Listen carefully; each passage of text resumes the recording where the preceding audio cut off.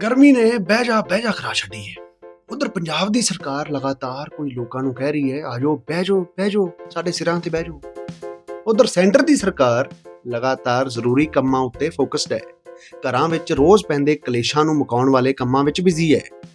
AC ਦੇ temperature ਨੂੰ set ਕਰਨ ਵਾਲੇ ਝਗੜੇ ਨੂੰ ਸੈਟਲ ਕਰਨ ਲਈ ਨਵੇਂ ਨਿਯਮ ਲਿਆਈ ਹੈ ਕਿ ਹੁਣ ਏਸੀ 20 ਤੋਂ ਹੇਠਾਂ ਨਹੀਂ ਚੱਲੇਗਾ। ਜਿਹੜੇ ਲੋਕਾਂ ਨੇ 16 18 ਉੱਤੇ ਠੰਡਕਾ ਪਾ ਕੇ ਗਰਮੀਆਂ ਵਿੱਚ ਵੀ ਰਜਾਈਆਂ ਦੇ ਨਜ਼ਾਰੇ ਬੰਨੇ ਹੋਏ ਸਨ, ਉਹਨਾਂ ਨੂੰ ਗੁੱਸਾ ਜ਼ਰੂਰ ਆਵੇਗਾ, ਗਰਮੀ ਚੜੇਗੀ।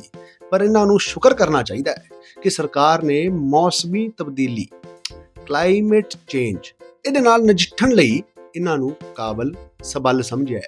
ਹੁਣ ਏਸੀ ਟੈਂਪਰੇਚਰ ਵਾਲਾ ਕੰਮ ਤਾਂ ਹੋ ਗਿਆ। ਸਰਕਾਰ ਨੂੰ ਚਾਹੀਦਾ ਹੈ ਕਿ ਇਹ ਵੀ ਦੱਸ ਦੇਵੇ ਕਿ ਭਿੰਡੀਆਂ ਕੌਣ ਕੱਟੇਗਾ ਤਾਂ ਕਿੰਨੇ ਸੈਂਟੀਮੀਟਰ ਦੀ ਇੱਕ ਭਿੰਡੀ ਕੱਟਣੀ ਹੈ।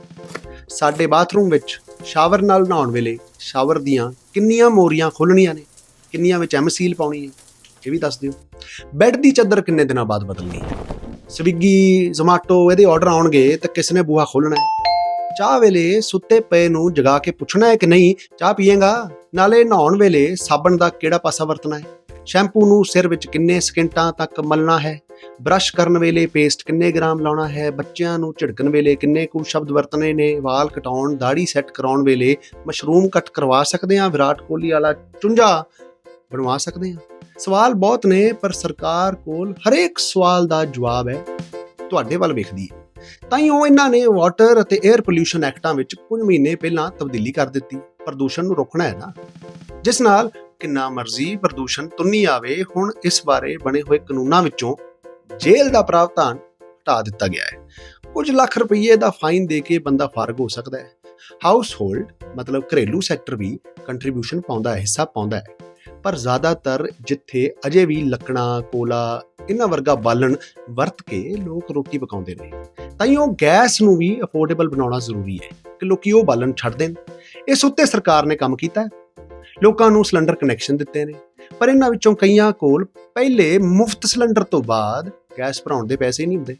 ਇੱਕ ਸਿਲੰਡਰ 550 ਦਾ ਵੀ ਆ ਜਾਂਦਾ ਹੈ ਜੇ ਸਕੂਮ ਚੱਲਦੀ ਹੋਵੇ, ਨਹੀਂ ਤੇ 1000 ਤੱਕ ਵੀ ਪਹੁੰਚ ਜਾਂਦਾ ਹੈ। ਐਨਾਲਿਸਿਸ ਕਹਿੰਦੀ ਹੈ ਕਿ ਸਰਕਾਰ ਦੀ ਯੋਜਨਾ ਤਹਿਤ ਸਿਲੰਡਰ ਕਨੈਕਸ਼ਨ ਤੇ ਪਹਿਲਾ ਸਿਲੰਡਰ ਮਿਲ ਜਾਂਦਾ ਹੈ, ਪਰ ਫਿਰ ਕਰੀਬ 1/4 ਲੋਕਾਂ ਦੇ ਕੋਲ ਰੀਫਿਲ ਕਰਵਾਉਣ ਦਾ ਪੈਸਾ ਹੀ ਹੈ ਨਹੀਂ। ਖੈਰ, ਇੰਡਸਟਰੀ ਨੂੰ ਖੁੱਲ੍ਹ ਦੇ ਕੇ ਪਾਣੀਆਂ ਦੇ ਸੋਮੇ ਨਦੀਆਂ ਇਹਨਾਂ ਦਾ ਵਿਗਾੜ ਛੱਡ ਕੇ ਏਸੀਆਂ ਵੱਲ ਨੂੰ ਤੁਰ ਪਈ ਹੈ ਸਰਕਾਰ। ਏਸੀ ਵੀ ਕਰਦੇ ਨੇ ਪ੍ਰਦੂਸ਼ਣ, ਕਰ ਲਓ ਕੰਟਰੋਲ।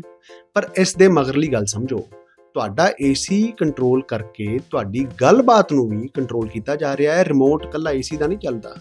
ਤੁਸੀਂ ਕਹੋਗੇ ਸਰਕਾਰ ਠੀਕ ਕਰ ਰਹੀ ਹੈ, ਏਸੀ ਨੂੰ ਕੰਟਰੋਲ ਕਰਨਾ ਚਾਹੀਦਾ ਹੈ। ਗੁਆਂਢੀ ਕਹਿਣਗੇ ਯਾਰ ਏਸੀ ਵਾਲਾ ਕੰਮ ਸਰਕਾਰ ਦਾ ਥੋੜਾ ਹੈ। ਕੋਈ ਹੋਰ ਕਹੇਗਾ ਯਾਰ ਮੈਂ ਤੇ ਏਸੀ ਵੈਸੇ ਹੀ ਨਹੀਂ ਵਰਤਦਾ, ਬਿੱਲ ਬਾਹਲਾ ਆ ਜਾਂਦਾ ਹੈ। ਕੋਈ ਚੌਥਾ ਆ ਜਾਏਗਾ ਕਹੇਗਾ ਘੱਟ ਹੀ ਇੰਨੇ ਲੱਗਦੇ ਨੇ ਏਸੀ ਉਸੀ ਕਾਹਦਾ। ਸਰਕਾਰ ਆਪਦੇ ਕੰਮ ਨੂੰ ਤੁਹਾਡੇ ਸਿਰ ਪਾ ਕੇ ਤੁਹਾਨੂੰ ਏਸੀ ਵਾਲੇ ਮਸਲੇ ਉੱਤੇ ਦੇਸ਼ ਭਗਤੀ ਦੇ ਸਰਟੀਫਿਕੇਟ ਵੰਡੇਗੀ।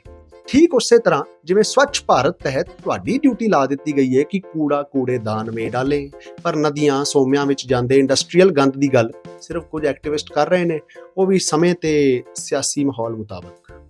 ਕਈ ਗਾਰ ਕੱਢ ਹੀਰੋ ਬਣ ਰਹੇ ਨੇ, ਸੰਸਦ ਪਹੁੰਚ ਰਹੇ ਨੇ, ਰੱਬ ਦਾ ਭਾਣਾ ਮੰਨ ਬੈਠੇ ਨੇ। ਕੁਝ ਚੰਗਾ ਕੰਮ ਵੀ ਕਰ ਰਹੇ ਨੇ ਪਰ ਬਹੁਤ ਘੱਟ ਨੇ। ਸਵੱਛ ਭਾਰਤ ਠੇਕੇਦਾਰੀ ਦਾ ਕੰਮ ਹੈ। ਉਹਨਾਂ ਅਸਲ ਲੋਕਾਂ ਲਈ ਕੋਈ ਪ੍ਰੋਟੈਕਸ਼ਨ ਨਹੀਂ ਜਿਹੜੇ ਰੋਜ਼ ਗਲੀਆਂ ਨਾਲੀਆਂ ਸਾਫ਼ ਕਰਦੇ ਨੇ।